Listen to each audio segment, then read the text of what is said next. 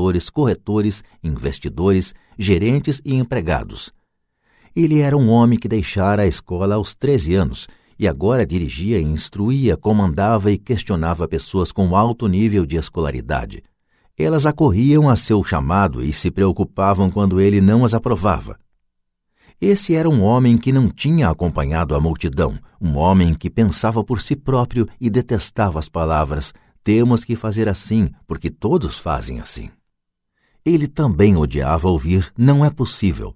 Se você quisesse levá-lo a fazer alguma coisa, bastava dizer "acho que o senhor não consegue isso". Mike e eu aprendemos mais assistindo a essas reuniões do que em anos de escola, incluindo a faculdade. O pai de Mike não tinha uma instrução formal, mas tinha conhecimentos financeiros e, em consequência, era bem-sucedido. Ele costumava repetir para nós: uma pessoa inteligente contrata pessoas mais inteligentes do que ela mesma. Portanto, Mike e eu tínhamos o privilégio de passar horas ouvindo e, no processo, aprendendo com pessoas inteligentes. Mas, por causa disso, Mike e eu não podíamos acomodar-nos ao dogma padrão que nossos professores pregavam. E isso criava problemas.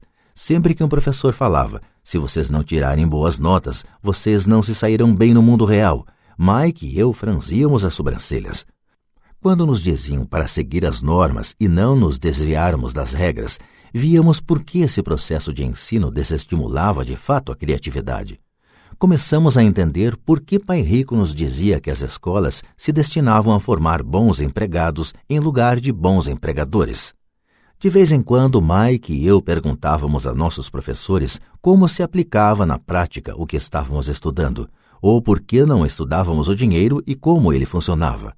Esta última pergunta era muitas vezes respondida com a afirmação de que o dinheiro não era importante, que se nós tivéssemos uma educação excelente, o dinheiro viria atrás. Quanto mais sabíamos sobre o poder do dinheiro, mais nos distanciávamos de nossos mestres e colegas. Meu pai instruído nunca me pressionava em relação às notas. Muitas vezes me perguntei por quê. Ele, porém, começou a discutir sobre dinheiro. Com 16 anos, já tinha provavelmente uma base de conhecimentos sobre dinheiro melhor do que minha mãe e meu pai. Eu sabia escriturar livros contábeis, ouvia especialistas em tributação, advogados especializados em questões empresariais, gerentes de banco, corretores imobiliários e investidores. Meu pai falava com professores. Certo dia, meu pai falou que nossa casa era seu maior investimento. Uma discussão um tanto desagradável teve início quando eu lhe mostrei por que não achava que uma casa fosse um bom investimento. Havia uma diferença na percepção de meu pai rico e de meu pai pobre no que se referia a casas. Um pensava que sua casa era um ativo, o outro que era um passivo. Atualmente ainda ouço contestações à ideia de que uma casa não é um ativo. E sei que, para a maioria das pessoas, ela é não só o seu maior investimento, como também seu sonho. E sermos donos de nossa moradia é melhor do que nada. Eu ofereço simplesmente uma maneira alternativa de encarar esse dogma popular. Se minha mulher e eu fôssemos comprar uma casa maior, mais vistosa, nós a encararíamos não como um ativo, mas como um passivo, já que iria tirar dinheiro de nossos bolsos. Aqui vai o argumento que desenvolvo. Na verdade, não espero que a maioria das pessoas concorde com ele, uma vez que um lar agradável é um fator emocional. E no que se refere a dinheiro, grandes emoções tendem a reduzir a inteligência financeira. 1. Em relação a casas, destaco que, em geral, as pessoas passam a vida pagando por uma moradia que nunca será delas. Em outras palavras, compra-se uma casa nova a cada tantos anos, incorrendo cada vez em um novo empréstimo de 30 anos sobre a casa anterior. 2. Apesar de poderem deduzir os juros da hipoteca para fins de imposto de renda, as pessoas pagam todas as demais despesas com o dinheiro que sobra depois de pago o imposto, mesmo depois que liquidam a hipoteca. 3. Imposto sobre a propriedade. Os pais de minha mulher ficaram chocados quando os impostos sobre a propriedade relativos à sua residência aumentaram para $1.000 mensais. Isso ocorreu após sua aposentadoria, de modo que o aumento pressionou seu orçamento e eles se viram obrigados a mudar de casa. 4. O valor dos imóveis nem sempre aumenta. Em 1997, enquanto escrevo este livro, eu tenho amigos que devem $1 milhão por imóveis que só conseguiriam vender por $700 mil. 5. As maiores perdas são as das oportunidades que não foram aproveitadas. Se todo o seu dinheiro está comprometido com o imóvel onde mora, você pode ser obrigado a trabalhar mais porque todo o seu dinheiro continua saindo na coluna das despesas, o padrão clássico do fluxo de caixa da classe média, em lugar de aumentar a coluna dos ativos. Se um jovem casal destinasse uma soma maior à aquisição de ativos, mais tarde teria maiores facilidades, especialmente estaria preparado para pagar os estudos superiores de seus filhos. Seus ativos teriam aumentado e estariam disponíveis para cobrir despesas. Com excessiva frequência, um imóvel residencial só serve como meio de incorrer em empréstimos hipotecários para pagar despesas crescentes. Em suma, o resultado final de optar por possuir um imóvel residencial caro demais, em lugar de começar a formar um portfólio de ativos mais cedo, prejudica o indivíduo de 3 formas. 1. Perda de tempo, porque outros ativos poderiam ter registrado aumento em seu valor. 2. Perda de capital adicional, que poderia ter sido investido em vez de se ter pagado as altas despesas de manutenção relacionadas diretamente ao imóvel residencial. 3. Perdas na instrução. Com muita frequência, os casais consideram seu imóvel residencial, as poupanças e o plano de aposentadoria como o total de sua coluna de ativos.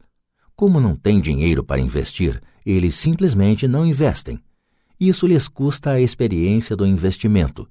Quase nunca conseguem tornar-se o que o mundo dos investimentos denomina um investidor sofisticado, e os melhores investimentos são em geral oferecidos aos investidores sofisticados, que por sua vez vendem-nos às pessoas que buscam a segurança.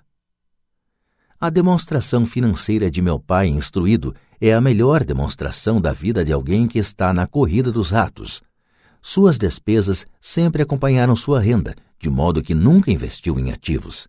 Em consequência, seus passivos, como a hipoteca imobiliária e as dívidas do cartão de crédito, eram maiores que seus ativos. A demonstração financeira pessoal de pai rico, por outro lado, reflete os resultados de uma vida dedicada ao investimento e à minimização do passivo. Uma revisão da demonstração financeira de meu pai rico mostra por que os ricos ficam mais ricos. A coluna dos ativos gera renda mais do que suficiente para cobrir as despesas, com o saldo reinvestido na coluna dos ativos.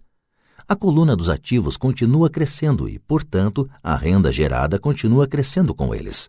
O resultado é, os ricos ficam mais ricos.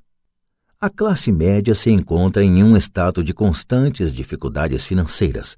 Sua renda principal é gerada por salários, e quando seus salários aumentam, os impostos também aumentam. Suas despesas tendem a crescer no mesmo montante de seus salários, daí a expressão corrida dos ratos.